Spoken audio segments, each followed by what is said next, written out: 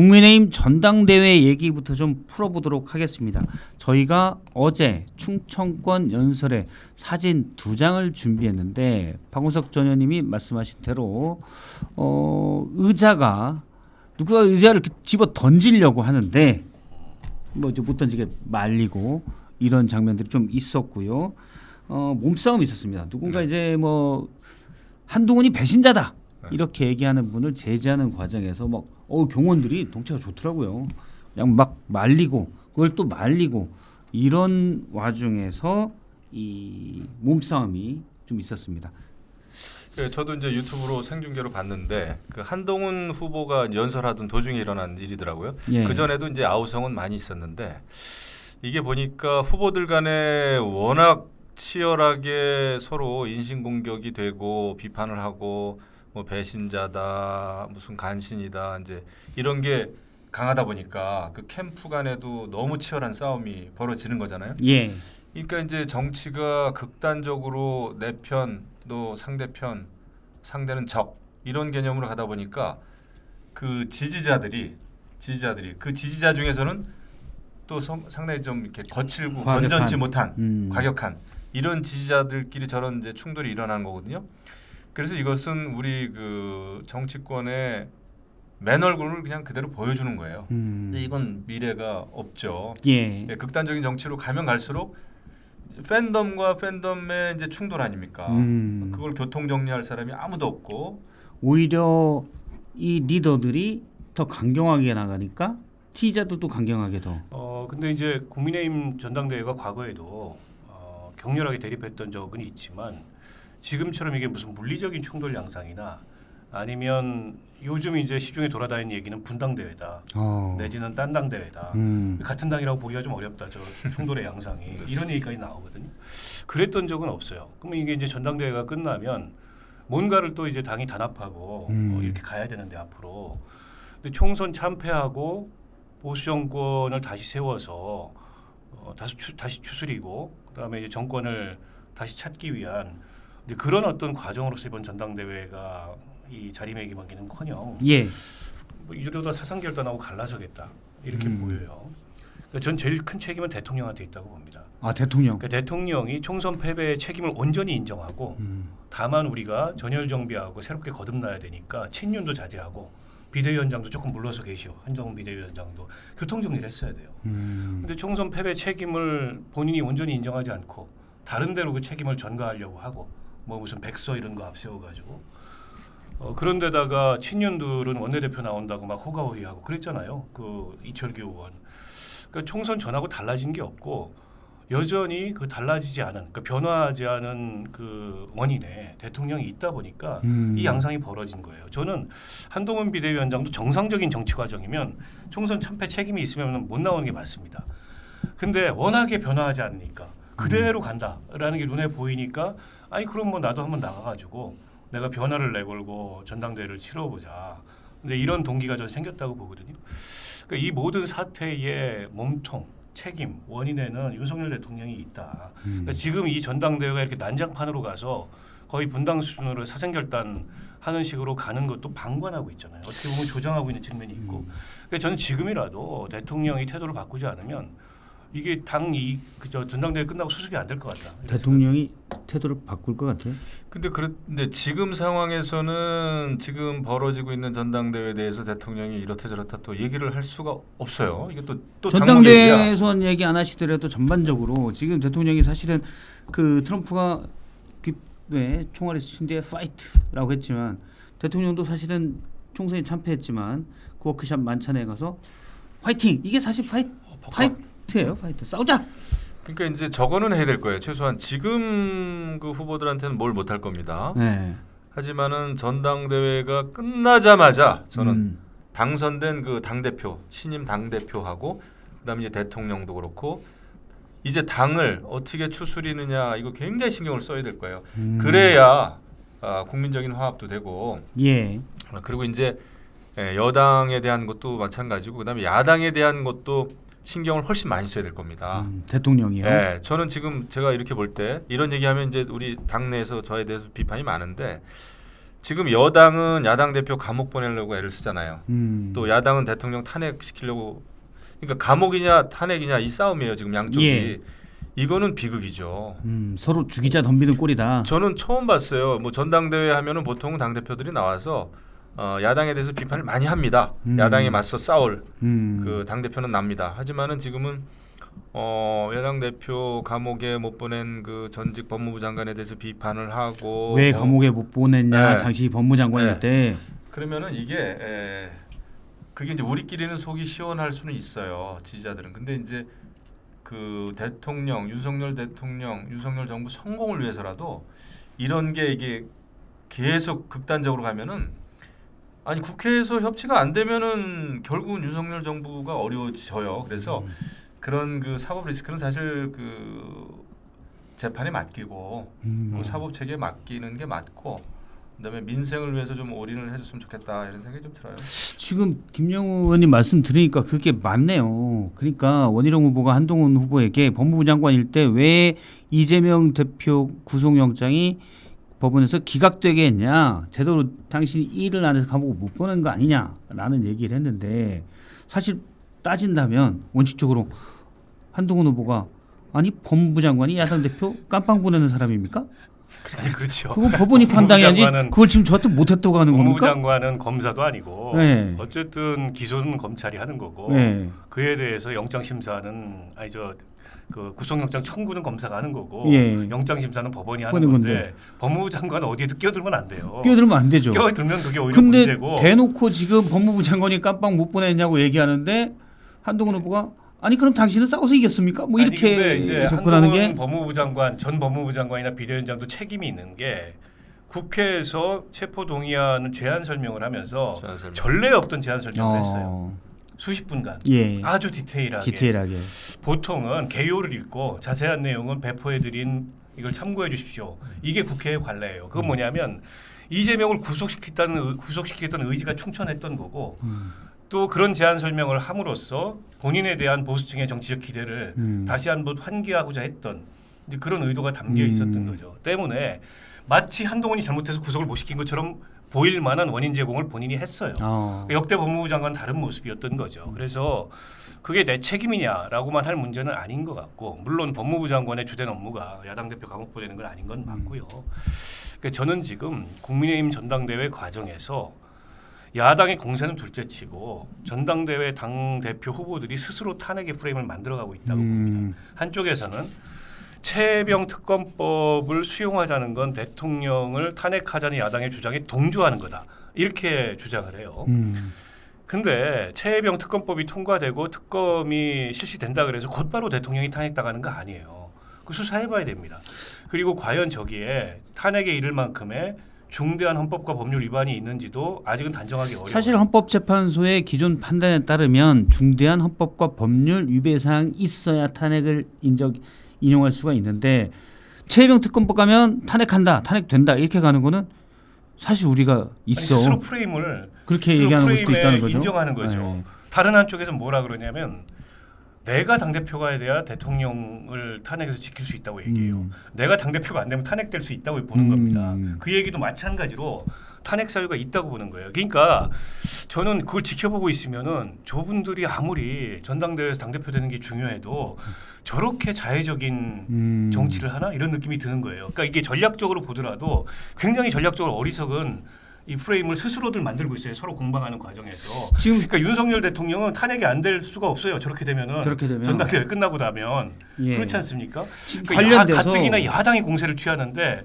예. 야당 공세에 힘을 실어주는 이 프레임으로 서로 공방을 벌이고 있다. 그런 면에서 굉장히 자해적이에요. 지금 이 여당의 전당대회가. 지금 그런 말씀하셨으니까 그 얘기를 먼저 좀 해보면 한동훈 후보가 TV 토론에서 한 말이 관심입니다. 야당도 지금 이 표현에 주목하는데 당시 상황을 있는 대로 다 말하면 정부가 위험해진다. 요 얘기는 김건희 여사가 1월 15일부터 25일까지 보낸 5건의 문자를 대체 왜 씹었냐. 디올백에 대해서 사과하려고 여사가 했는데 비대위원장의 의견을 물어보니까 익십했다라는 걸 가지고 공격을 받으니 그때 상황 다 얘기하면 정부 위험해집니다. 한동훈 후보가 이렇게 했어요. 그러면 위험한 일이 있었다는 방증이잖아요. 이건 어떻게 보세요? 지금 말씀하신 것과 내용 일맥상통하는 내용인데. 저는 그렇게 보고 있어요. 그 이제 김건희 여사가 마지막으로 보낸 거에는 이제 답을 안 했고 예. 그 전에는 뭐 왔다 갔다 했을 수는 있겠죠. 근데 그 아무래도 이제 그 김건희 여사하고 문자가 왔다 갔다 하는 데 있어서 내용이 또 공적인 업무와 관련된 것일 수도 있죠. 예. 공적인 업무라는 게 무슨 공무원이 생각하는 그런 차원이 아니라 이제 정무적인 일이겠죠. 정무적인 예, 일로. 당은 어떻게 가고 뭐 이제 예를 들면 그런 얘기인데 이제 그게 어떤 그 위법하거나 불법한 내용이라기보다는 한동훈 그 후보 입장에서는 그런 얘기가 오고 간 거 자체가 좋지는 않잖아요. 이게 알려진다는 것 자체 부적절하다는 부적절하다. 거죠. 네, 그래서 그런 차원에서 얘기한 거라고 저는 생각을 하고 그렇게 믿고 싶은 거 아니에요? 아니요, 그 믿고 싶죠. 그 다음에 지금 우리 저 박원석 의원님 말씀하신 대로 저도 지긋지긋해요. 왜 탄핵 얘기를 후보들이 이렇게 하는지 이거를 저는 이해할 수가 없습니다. 탄핵이 당 대표 선거의 주된 이슈나 워딩이 돼가지고는 저는 안 된다고 봐요. 야당도 사실 금기어가 됐던 말인데 여당에서 탄핵 얘기가 자꾸 나오는 건 예, 부적절하다고? 우리 스스로 이게 탄핵은 안 된다, 탄핵 막아야 된다, 막아내야 됩니다. 그러니까 탄핵 정국이라고 이미 생각하는데 물론 야당이 지금 굉장히 탄핵의 어떤 기차를 출발시킨 건 맞아요. 하지만 거기에서 벗어나려면 그걸 넘어서려면은 결국 여론이거든요. 예. 아무리 민주당 등 야권이 탄핵 열차를 출발시키고 막 대통령을 탄핵하려고 해도 저 장외 집회에 일반 국민들 시민들이 참여 안 하면 그거 쉽지 않습니다. 그렇죠. 예, 나중에 법적인 거는 그건 정말 차후에 국회 본회의 통과되고 나서 헌재에서 판단해야 되잖아요. 그거는 조금 먼 일인데 여론에서 우리 국민의힘이 대통령 탄핵하는 거는 안 되지 라는 여론이 생기려면 국민의힘이 저렇게 나라 살리려고 민생 살리려고 애를 쓰는데 예. 민주당이 왜 탄핵 놀이를 해? 왜 검사들까지 또 탄핵하려고 그래? 왜 대통령 탄핵만 부르짖죠? 이렇게 해가지고 국민의힘 지지율과 윤석열 대통령 지지율이 올라갈 때 탄핵을 면할 수 있는 거예요. 근데 지금 솔직히 말해서 우리 당의 일부 세력, 뭐 친윤이죠 어떻게 보면 대통령을 지키려고 굉장히 하는 것 같지만 결과는 반대 결과가 나올 것 같은 대통령을 지금 계속 궁지에 모는 거 아니에요? 솔직히 말해서 그러니까 지금 아까 그 얘기 내가 여기서 있는 대로 다 밝히면 정부가 위험해진다. 이 굉장히 위험한 얘기예요. 맞아요. 왜 그러냐면 한동훈 비대위원장, 한동훈 후보는 용어나 개념을 비교적 정확하게 쓰는 사람입니다. 당이 곤란해진다든가 대통령이 곤란해진다는 게 정부가 위험해진다 그랬어요. 이 굉장히 의미심장한 얘기거든요. 그러니까 유추하건데 저는 두 가지라고 봅니다. 하나는 내가 문자를 이것만 받았을 것 같아? 라는 얘기인 거죠. 이 문제 가지고 더 이상 왈가왈부를 하지 말자라고 저는 용산과 한남동을 향해서 한 얘기라고 봅니다. 그러면 이것만 받았을 것 같아? 그때 이것만이 아닌 다른 건 뭐가 있을까요? 예를 들어 오늘의 운세를 보냈을 리는 없잖아요. 아니 그렇죠. 그러니까 그거는 이제 뭐가 될 당무에 걸로? 관해서나 총선에 관해서나 비대위원장 된 이유니까 공천 좀 심어주세요. 뭐 그런 유의 얘기일 수도 있다. 근데 그러면 정부라고 얘기 안 했겠죠. 그 얘기는 뭐냐면 나만 한남동에서 문자를 받았을 것 같아? 이 얘기가 또 있다고 저는 생각합니다. 나는 국무위원이었으니까 그 전에 나만 받았을 것 같아? 저는 이 얘기도 포함되어 있기 때문에 정부가 위험해질 수 있다는 얘기를 한 건데 전방위적인 그래서 그런지 원희룡 후보의 공세가 문자 관련된 공세는 멈췄어요. 그러니까 지금 한동훈 3대 의혹이 그 원희룡 후보가 얘기하는 게 하나는 댓글팀 운영했느냐, 하나는 뭐 사천했냐, 하나는 김경률 뭐 해가지고 인사 개입했냐. 그래서 익십 논란은 뺐죠. 익십 논란은 센 반격을 한 거다. 더 나오면 나도 더 나가겠다라는 얘기를 전 했다고 봐요. 정부가 위험해진다라는 건 일단 부적절한 문자가 있었을 것이다. 그거는 이제 불법의 문제가 아니고 정무적인 건데 약간 여사가 왜 이런 일까지 개입해라는 걸로 추정을 하셨고 한동훈 위원장이 되게 용어를 골라 쓰기 때문에 이건 전방위는 아니어도 최소한 다방위적인 국정농단 사례가 있었을 수 있다라는 추정을 하셨습니다. 자칫하면 국정농단이 된다는 말도 했어요. 한동훈 비대위원장이. 그쵸. 내가 거기에 반응했으면 대답했으면 그게 당무 개입이고 국정농단이 될 수 있다라는 얘기까지 했어요. 그 얘기는 비대위원장이 된 이후에 온 문자에 대해서 답하면 그것 가지고 국정농단까지는 아니잖아요. 그러니까 저는 그 더 있다고 보는 거예요. 그 이전에. 제가 이건 들은 얘기인데 한동훈 후보 측으로부터 그 정부가 위험해진다 이 말이 상당히 정말 위험한 말이잖아요. 근데 누가 그런 얘기를 하더라고요. 사실은 더 센 말도 준비했었다. 원희룡 후보가 지나치게 세게 나오면 사실 원희룡 후보가 세게 나오는 게 아니라 친윤 대통령이 세게 나온다고 보는 거죠. 한동훈 캠프에서는. 그러면 뭐 나라고 맞기만 하냐. 내가 바보야? 그래 까보자. 더 세게 나오는 것도 생각을 했다가 그 정도 톤으로 그냥 얘기했다고 하더라고요. 그러니까 그건 되게 의도적인 말이었다고 봐야 돼요. 그리고 제가 볼 때는 그 김건희 여사 문자를 노출시킨 쪽, 그걸 깐 쪽은 처음부터 생각을 많이 하고 깐 게 아니고 좀 단순하게 깐 것 같아요.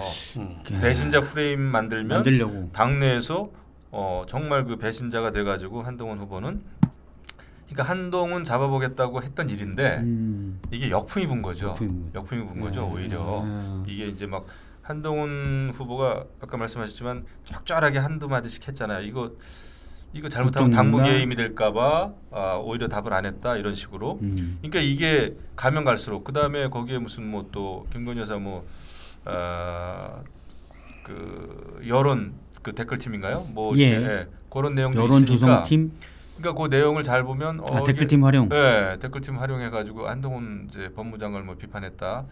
근데 거기에 대해서 이제 부인하는 내용이 있었잖아요. 예. 여사 쪽에서. 그러니까 이 내용을 잘 곱씹어 보면은 문제가 될 만한 게 꽤 있는데 이 아무 전략 없이 한동훈을 잡겠다고 벌인 일인데 이게 굉장히 이제 심각해지는. 제가 늘 얘기하는데 이렇게 어떻게 야당의 먹잇감을 그것도 단품 요리가 아니라 뷔페식으로 말이지 다양하게 계속 이거를 야당에 던져주는지. 그러니까 이게 아까 얘기했잖아요.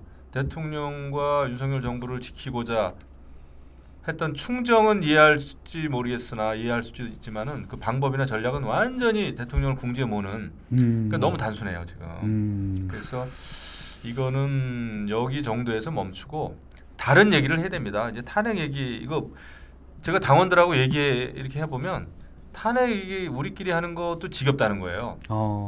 이게 무슨 아니 왜 이렇게 탄핵하고 그냥 이거 맞겠다고.